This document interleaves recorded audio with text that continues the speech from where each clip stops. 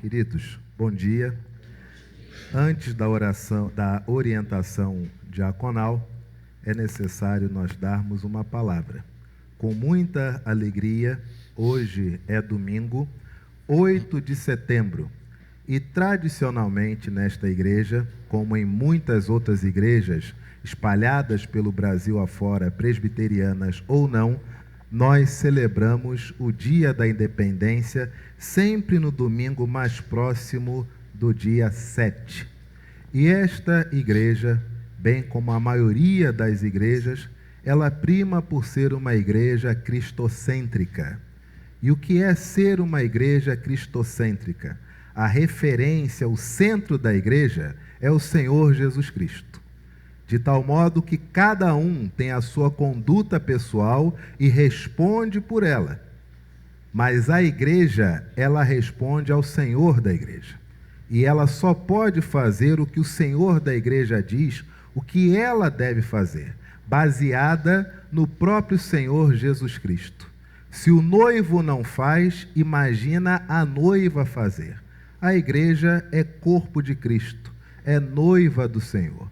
De tal modo que ao longo de várias eras, a igreja, desde um período que antecede Constantino, ela é sempre seduzida pelo desejo de engrandecer-se e se tornar igual a Deus, como foi o pecado original. Ao passo de que ao longo da igreja, a igreja se deixou seduzir pelos períodos de vários momentos políticos, e ao longo desses momentos ela sempre conseguiu desvencilhar-se e voltar ao Evangelho. E o que é o Evangelho? Jesus Cristo é o centro da nossa consciência. A igreja serve para proclamar a palavra de Deus através de missões. E o indivíduo faz aquilo que a sua consciência diz, que lhe parece a conduta de acordo com a vontade de Deus. Nos últimos tempos, os extremismos, as polarizações, os radicalismos surpreendem os que nasceram agora. Mas quem conhece Bíblia há um determinado tempo, sabe que foi muito pior na época do Senhor Jesus. Só para inaugurar o nascimento dele, houve uma matança de 2.000 bebês.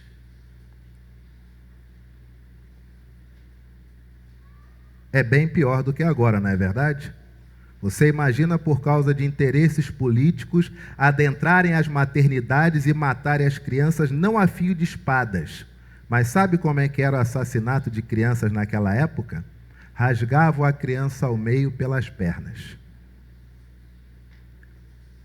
De tal modo que me espanta ver crentes escandalizados com coisas que acontecem agora.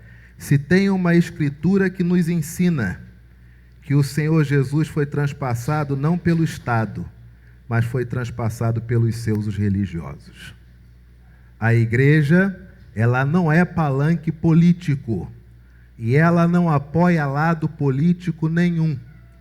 Aquele que o quiser fazer, faça no seu CPF, na sua conta Google pessoal. Crie seu canal no YouTube, exponha suas posições como determina a Constituição brasileira. Mas me espanta pessoas acharem que a igreja é omissa em relação à política. O que é que nós fazemos todo domingo? Quando nós ensinamos que é errado roubar, isso não afeta a política? Quando nós ensinamos que é certo perdoar, isso não afeta a política? Dá-se a impressão, muitas vezes, que as pessoas querem o envolvimento da igreja porque a igreja tem um CNPJ, quando cada cidadão brasileiro tem o seu CPF. De tal modo que a igreja, ela é corpo de Cristo. E todos nós somos discípulos de Jesus, residentes no Brasil.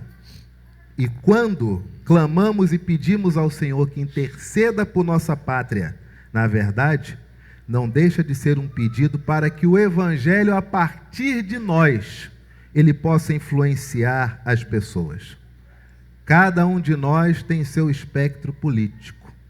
Uns são esquerda, outros são direita, outros são 3/4, outros são 5/8. Cada um tem seu espectro político. Mas a partir do momento que eu olho para meu irmão como se não fosse mais um discípulo, mas fosse um seguidor tão somente de A ou B, não percebo, mas eu também já estou partido.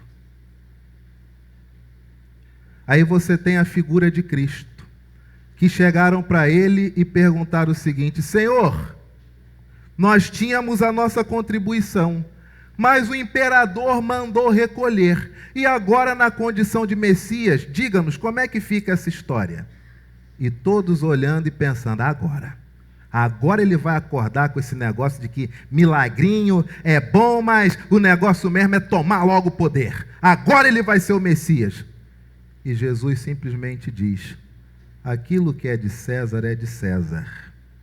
e aquilo que é de Deus pertence a Deus. Ponto. Se Jesus só foi até aí, e a igreja é cristocêntrica, o que a igreja deve fazer? A igreja faz o que ela faz há mais de 2000 anos. Ela prega a cruz de Cristo e diz que essa cruz se encontra vazia. E cada um, no dia da eternidade, dará contas de suas posições, pensamentos e afirmações. Mas o corpo de Cristo nunca irá imiscuir-se em todas essas tratativas.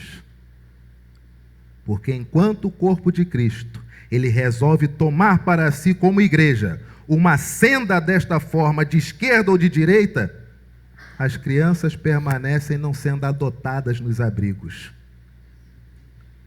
E não vejo nenhum crente se colerizar à noite chorando por isso. Os idosos permanecem abandonados e não vejo nenhum crente colerizar-se por isso. A juventude permanece com uma pecha de que para eles não há futuro. E não vejo ninguém marcar uma tutoria, uma mentoria com o adolescente e chorar por isso. Queremos o futuro melhor da nação, mas isso é feito por cada um de nós. A igreja, o corpo de Cristo, ela permanece proclamando a palavra de Deus. E se a palavra de Deus não é suficiente para mudar a mentalidade de uma nação, o que estamos fazendo aqui nesta manhã? Esse é o nosso bem mais precioso. Isso, para nós, é imaculado. Isso é o que a igreja deve proclamar. Todas as questões envolvendo espectros políticos são de cunho e responsabilidade pessoal. E é assim que a igreja deve tratar. A igreja não julga ninguém. A pessoa é julgada não pela igreja, ela é julgada pela história. E a história aponta quais eram os bons e maus caminhos. Mas a igreja, ela tem 57 anos na rua Alzira Brandão 135. E só será fechada no dia que o testemunho dela não for mais da palavra de Deus.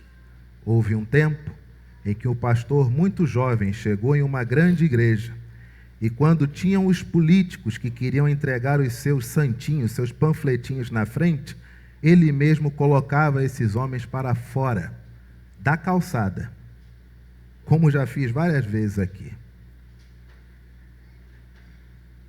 Mas o tempo foi passando, e no final de seu ministério, se era qualquer postulante ao cargo público, já sentava-se no púlpito e podia dar uma palavra à igreja. Não é isso que a palavra do Senhor nos ensina. Jesus nunca pediu para Pilatos: Pilatos, fala aqui no meu lugar. Herodes, dá uma palhinha. Jairo, por gentileza, fala do evangelho que curou tua filha. Não. Tudo era nele, por meio dele, para a honra e glória do Pai, através dele. Assim é a Igreja Presbiteriana da Tijuca, do qual este conselho responde por ela. E como tem sido difícil, e aliás já foi muito mais, manter a unidade da igreja em meio a uma nação onde as pessoas se encontram tão inflamadas por personalidades, mas não trazem proposta nenhuma. Uma briga de torcidas que corrói a sua mente de noite, mas não te permite dar um prato de comida a quem tem fome. Nós vamos ouvir a orientação diaconal e ato contínuo.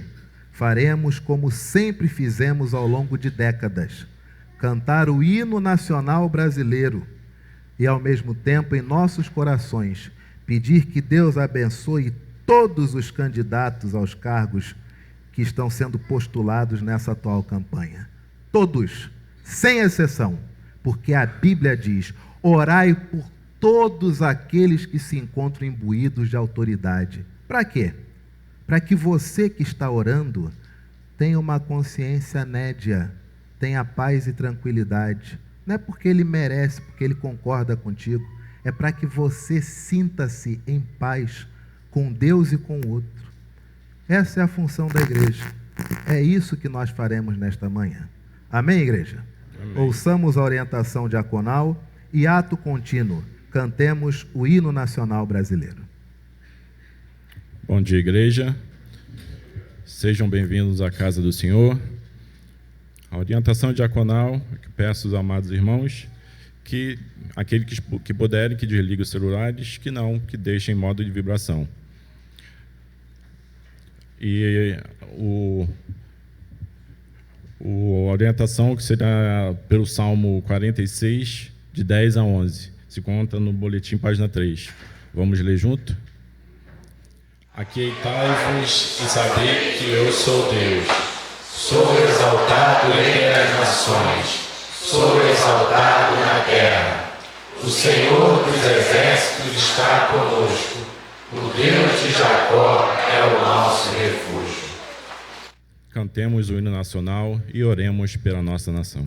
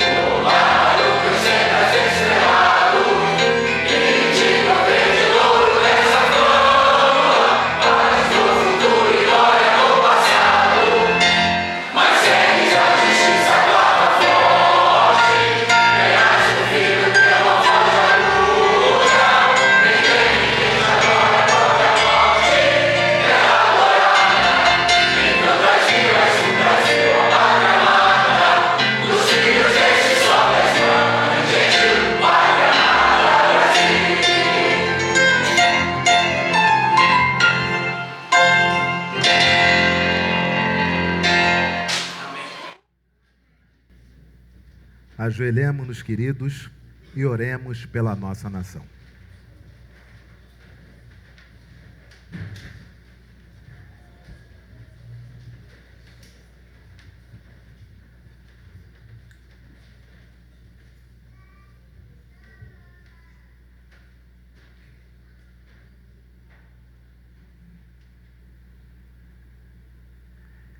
Senhor Jesus Cristo,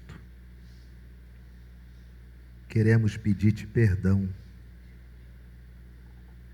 porque ao longo de toda a tua vida, quando estiveste encarnado entre nós, para ti, apresentar o Pai era a tua soberana missão. A conversão de milhares e milhares de pessoas, a transformação de milhares e milhares de pessoas, a metanoia, a mudança da mentalidade de milhares de pessoas aconteceram, porque em teu ministério o tempo todo apresentaste o Pai. Infelizmente nós, muitas vezes, não apresentamos o Pai, mas queremos destacar alguns de seus filhos como sendo tão iguais ou superiores ao Pai. Perdoa-nos, Senhor. Perdoa-nos como teu povo, quando deixamos de dar água a quem tem sede, dar comida a quem tem fome, dar roupa a quem sofre, quando deixamos de visitar os enfermos, receber aqueles que perambulam, quando deixamos, ó Pai, de dar uma palavra àquele que necessita, porque, lamentavelmente, nossa mentalidade se encontra imbuída de diversas ideologias que nada têm a ver com o teu Evangelho. Por isso, Senhor, queremos pedir-te que permaneças com teu povo, não apenas no Rio de Janeiro ou no Brasil, mas o teu povo que tem a missão de proclamar-te em toda a nação, em toda a terra que existe neste mundo.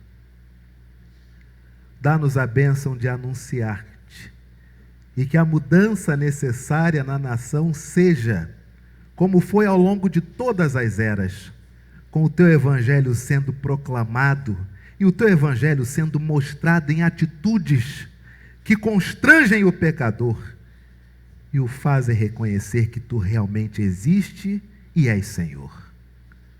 Abençoa cada um de teus filhos aqui nesta manhã, que passam por tantos momentos de pressão em seus locais de trabalho, em seus círculos familiares. Dá, meu Pai, que a tua casa sempre permaneça como sendo um local de paz a todo aquele que aqui chega para aprender o teu Evangelho e permanece porque quer ser tratado tão somente como discípulo do Senhor. Dá-nos o privilégio, Senhor, de permanecermos com nossas portas abertas, recebendo todo aquele que, ao ouvir a tua palavra, se torne cônscio e se torna responsável por suas atitudes no município, no estado, na nação e neste mundo. E queremos pedir-te cada vez mais que abençoes todas as autoridades que, pelo Senhor, foram permitidas a estarem nos mais diversos cargos no mundo inteiro. Dá, Senhor, a esses homens e mulheres paz, saúde, equilíbrio emocional, e que com a vida abençoada e com a tua mão estendida sobre eles, eles possam reconhecer que tu és Senhor e passem a temer-te. Senhor, permanece conduzindo a nossa nação, e agradecemos-te porque as nossas portas sempre permanecerão abertas, enquanto proclamarmos somente que tu és o Filho de Deus que veio ao mundo para nos salvar e nos perdoar os pecados. É a nossa oração, em nome de Jesus. Amém.